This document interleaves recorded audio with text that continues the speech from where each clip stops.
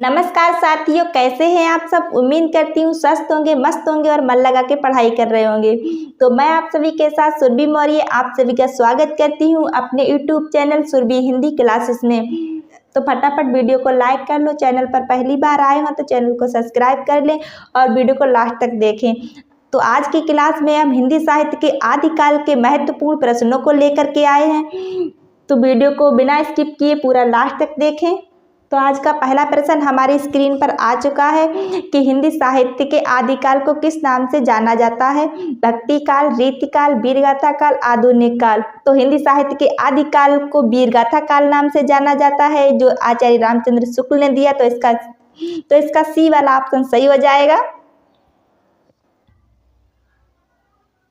आदिकाल की समय सीमा क्या मानी जाती है। आदिकाल की समय सीमा 1050 विक्रम संवत से 1375 विक्रम संवत तक मानी जाती है।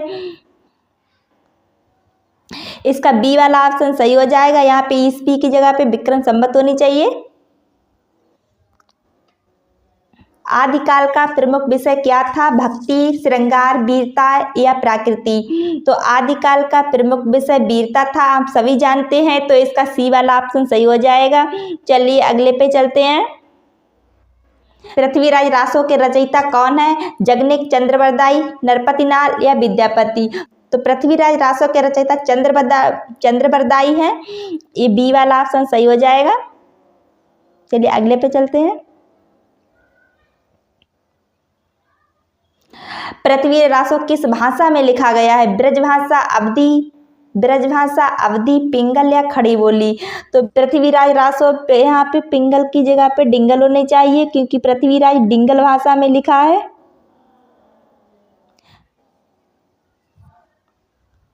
चलिए अगले पे चलते हैं। आला खंड के रचयिता कौन है। चंद्रबरदाई, जगनिक, नरपतिनाल या अमीर खुसरो। तो आला खंड के रचयिता जगनिक हैं। इसका बी वाला ऑप्शन सही हो जाएगा।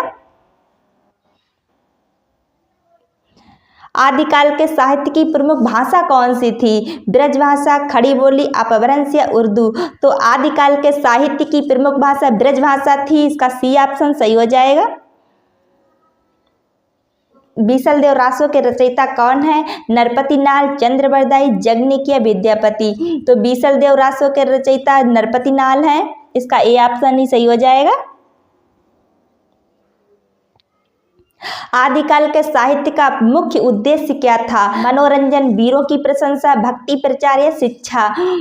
तो आदिकाल के साहित्य का मुख्य उद्देश्य वीरों की प्रशंसा करना था। आदिकाल के कवि जो थे वो राजाओं के आश्रित में रहते थे और राजाओं की प्रशंसा किया करते थे। तो इसका बी ऑप्शन सही हो जाएगा। परमाल रासो किससे संबंधित है। पृथ्वीराज चौहान, आला उदल, राजा भोज या बीसल देव। आला उदल परमाल रासो से संबंधित है। इसका बी वाला ऑप्शन सही हो जाएगा।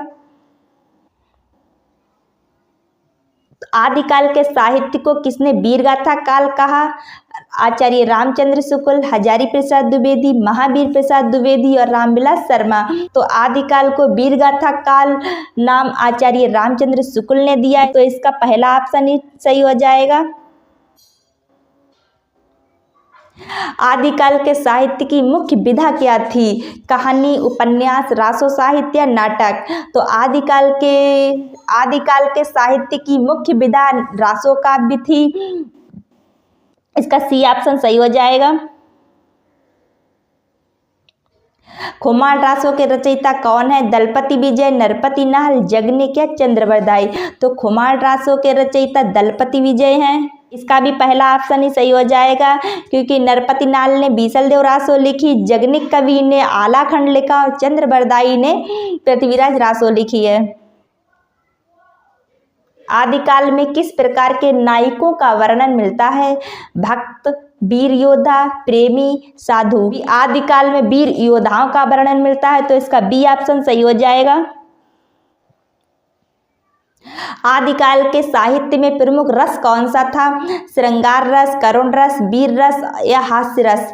तो आदिकाल के काव्य में वीर रस की प्रधानता थी। इसका सी ऑप्शन सही हो जाएगा। हमीर रासों के रचयिता कौन है? नरपतिनाल, सारंगधर, जगनेक या चंद्रबरदाई। तो हमीर रासों के रचयिता सारंगधर है, इसका बी ऑप्शन सही हो जाएगा।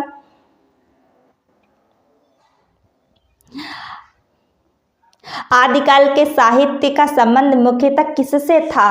धार्मिक जीवन, युद्ध और वीरता, प्रेम, प्रकृति। तो आदिकाल के साहित्य का मुख्यतः संबंध वीर और युद्ध और वीरता से था। आदिकाल के कवियों को क्या कहा जाता था? दरबारी कवि, संत कवि, सूफी कवि, आधुनिक कवि। तो आदिकाल के कवियों को दरबारी कवि कहा जाता था, क्योंकि एक राजाओं के दरबार में रह करके राजाओं की प्रशंसा किया करते थे। तो इसका भी फर्स्ट आंसर ही सही हो जाएगा। रासो साहित्य किससे संबंधित है? वीर गाथाओं से, भक्ति से, प्रेम से, प्रकृति से। तो रासो साहित्य वीर गाथाओं से संबंधित है, तो इसका भी फर्स्ट आंसर ही सही हो जाएगा। आज का लास्ट प्रश्न, आदिकाल के प्रमुख कवि कौन है? कबीर, तुलसीदास, चंद्रबरदाई या सूरदास। तो आदिकाल के प्रमुख कवि चंद्रबरदाई हैं, जिन्होंने पृथ्वीराज रासो को लिखा है। तो यहीं पर हम अपनी क्लास को समाप्त करते हैं और अगली